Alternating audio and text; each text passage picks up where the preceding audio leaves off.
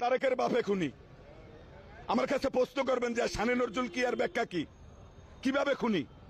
আপনি দেখবেন বঙ্গবন্ধুর সহপরিবারের 75-এর 15ই আগস্ট মোস্তাক, বজলুল হুদা, কর্নেল তাহের, মেজর ডালিম, ফারুক, রশিদ এরা একটা গং হইয়া তারপরে কিন্তু বঙ্গবন্ধুর সহপরিবারকে তারা কিন্তু পাখির মতো গুলি করে মেরেছেন, পাখির মতো গুলি করে মেরেছেন।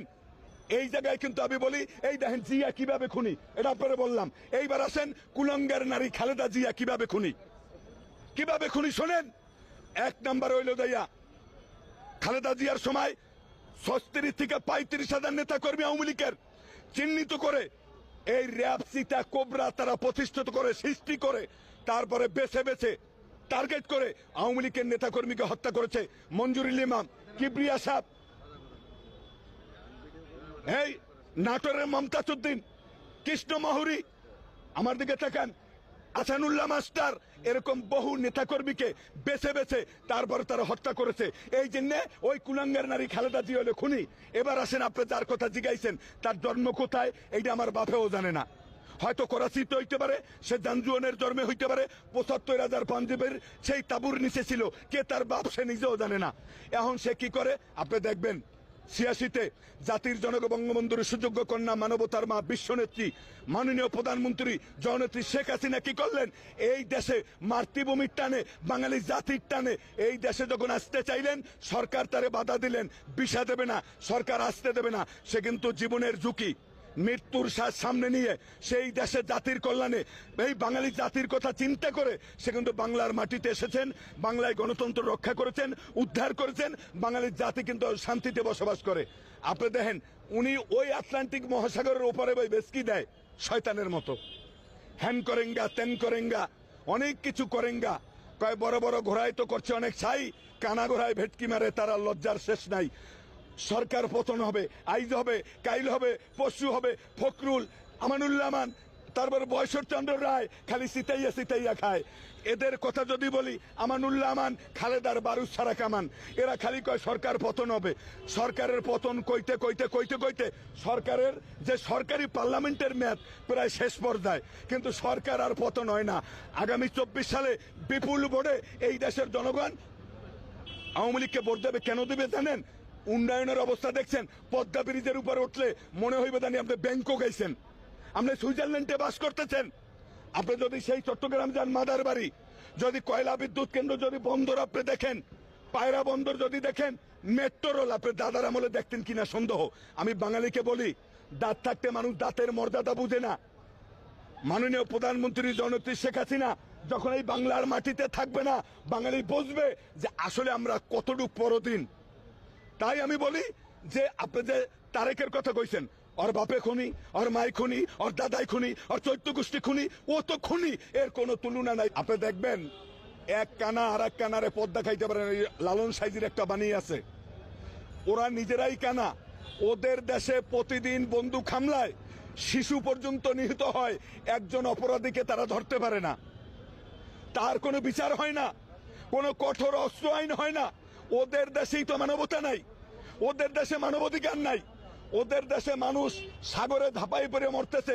আপনি দেখেন 12 থেকে 14 লক্ষ রোহিঙ্গা, তারা কি কষ্টে জীবনযাপন করতেছে, তাদের কোনো কিছু নাই। আর ইউক্রেনের 1 কোটি লোকের মতো লোক যারা ধলা চামড়া, সাদা চামড়া আমি বলি, এদের বৈষম্যটা কি আপনি দেখেন।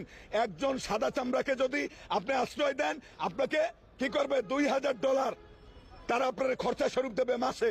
তাহলে আপনি দেখেন রোহিঙ্গা 12 থেকে 14 লক্ষ, তারা জীবনযাপন করতেছে কোথায়? পলিটিনের ছাউনির নিচে। তাদের কোনো মানবতার খবর নাই, এখানে মানবাধিকার নাই। ফিলিস্তিনের কথা যদি বলি, দেখেন কিভাবে মুসলমান শিশু বাচ্চা পর্যন্ত গুলি করে মারিয়া লাইতেছে। কে? ইহুদি, ইসরায়েল, নাস্তিক, নাফার, কাফের, মুনাফেক, আবু জাহেলের বংশধর। তাদের কোনো বিচার নাই। আরো উল্টা ফিলিস্তিনের উপরে অনেক আশা আকাঙ্ক্ষা দিয়ে তাদের উপরে নাটক করে, ওখানে কোনো মানবাধিকার নাই। আপনি দেখবেন সিরিয়ায় একতরফা ইসরায়েল বোমা হামলা করতেছে, ওখানে কোনো মানবাধিকার নাই। আপনি দেখবেন ইরানের উপরে একতরফা নিষেধাজ্ঞা দিয়ে রাখছে, সেখানে কোনো মানবাধিকার নাই। আপনি আজারবাইজান যাবেন, আপনি দেখবেন মুসলমানদেরকে গুলি করে মারিয়া লাইতেছে, ওখানে কোনো মানবাধিকার নাই। জর্জিয়ার যুদ্ধের কথা যদি বলি, অনেক মুসলমান আছেন, আপনি দেখবেন জর্জিয়ার যুদ্ধে এই ব্রিটিশ, এই আমেরিকা অনেক কিছু করেছেন, অনেক মুসলমানকে কোলের শিশুকে গুলি করে মেরেছেন, ওখানে কোনো মানবাধিকার নাই।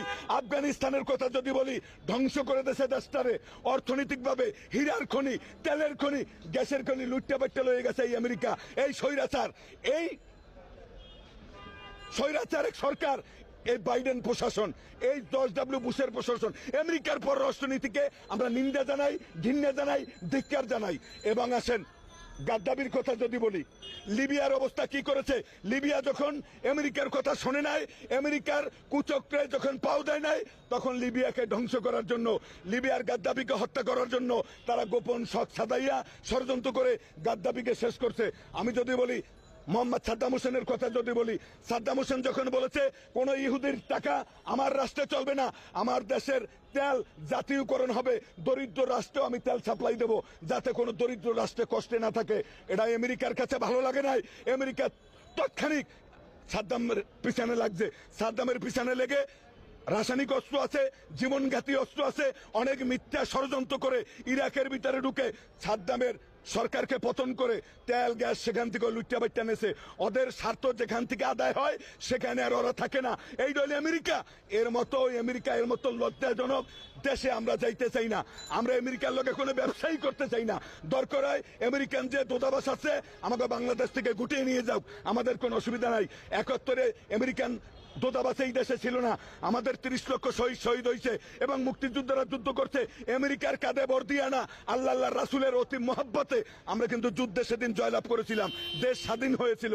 আজকে আমরা স্বাধীন জাতি, বাংলায় কথা বলি, বাংলায় জবাব দেই, বাংলায় প্রতিবাদ করি, বাংলায় সঙ্গীত করি। এটা আমেরিকার বাপের দেশ না।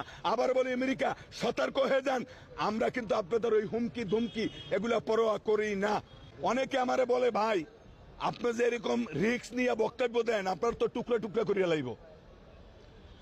আমি একটা কথাই বলি ভাই, বঙ্গবন্ধুর মতো লোক পাখির মতো গুলি খাইয়া সহ পরিবার মারা গেছে, তাতে কোনো আফসোস নাই। আমার মতো লোক যদি 5000 টুকরা আপনি করতে পারেন, আমার কোনো সমস্যা নাই। আল্লাহ রাসূল বলছে সত্যের পথে থাকো, অন্যায়ের প্রতিবাদ করো, ন্যায়ের পক্ষে কথা বলো। এবং এই যে আপনি ভোট দেখেন, ভোটও কিন্তু পবিত্র আনামত। আপনার একটা পবিত্র ভোটে যদি একটা ছিনতাইকারী ক্ষমতায় আসে, আপনি জাহান্নামে যাবেন, কোনো সন্দেহ নাই। আপনার একটা পবিত্র ভোটে যদি একজন ভালো ব্যক্তি জনপ্রতিনিধি ক্ষমতায় আসে, আপনি আল্লাহর কাছেও শান্তি পাবেন, পৃথিবীতে বাস করিয়াও শান্তি পাবেন। আর যদি মনে করেন খুনি তারিখের মতো কোনো লোক আনতে পারেন, তাহলে খাম্বা ব্যবসা, নারীর ব্যবসা, যা কিছু আছে আপনার সম্পূর্ণ ব্যবসায় আপনি জড়াইতে পারবেন। এর জব কিন্তু আপনার কবরে দিতে হবে।